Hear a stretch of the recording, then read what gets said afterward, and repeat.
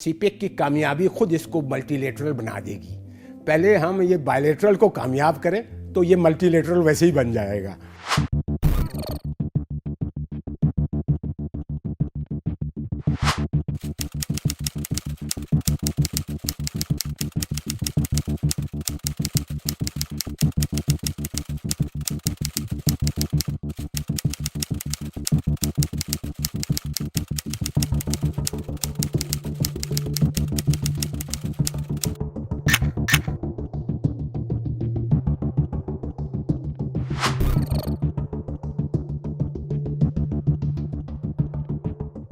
हमारा governance system, civil service system, हमें civil service में रिफॉर्म्स लाने की ज़रूरत है। हमें गवर्नेंस को इम्प्रूव करने की ज़रूरत है। हमें हर शोबे में रिफॉर्म्स की ज़रूरत है और ये रिफॉर्म्स उस वक्त आएगा जब हमारे अंदर पॉलिटिकल विल होगा। और पाकिस्तान की सिविल सर्विस, मैं समझता हूँ कि उसकी साइज़ बहुत बड़ी है। चाइना में 16 मिलियन सिविल सर्विस थी और 12 बिलियन डॉलर का एक्सपोर्ट था। चाइना ने 40 साल में सिविल सर्विस को 16 मिलियन से 6 मिलियन कर दिया, 16 मिलियन से 6 मिलियन कर दिया और आज उनका एक्सपोर्ट 12 बिलियन डॉलर से बढ़कर 2400 बिलियन डॉलर हो गया।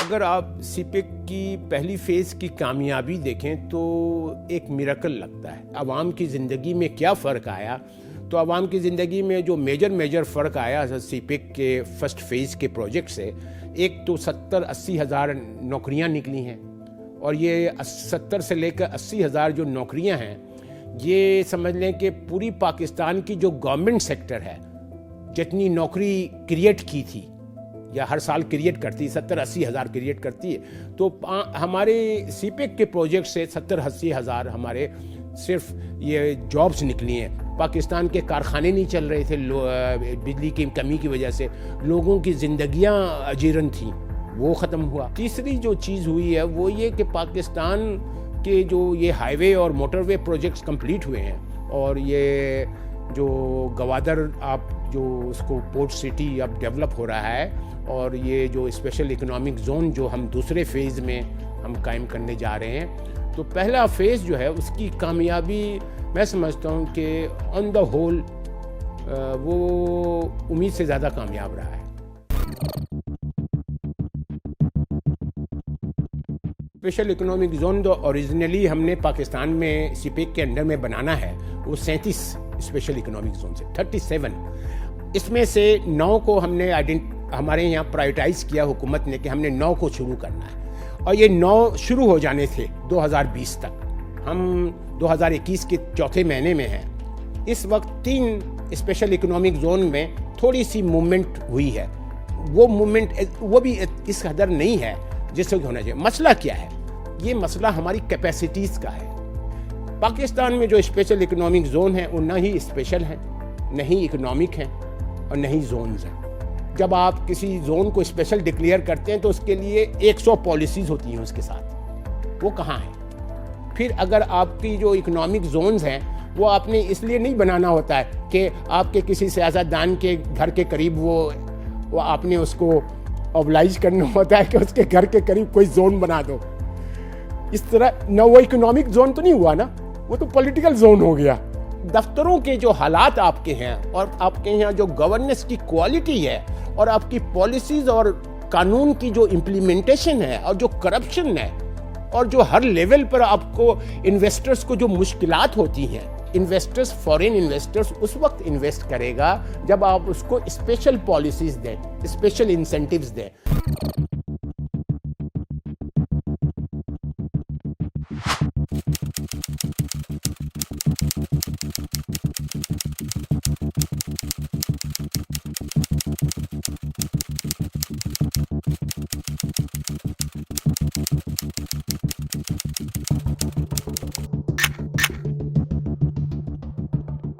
सीपेक मसलन चाइना पाकिस्तान का बायलैटरल प्रोजेक्ट है। अगर हम इसका सेकंड फेज को कामयाब कर दें, मैं आपको गारंटी से कहता हूं कि ये इससे बेहतर कोई मल्टीलेटरल प्रोजेक्ट नहीं होगा।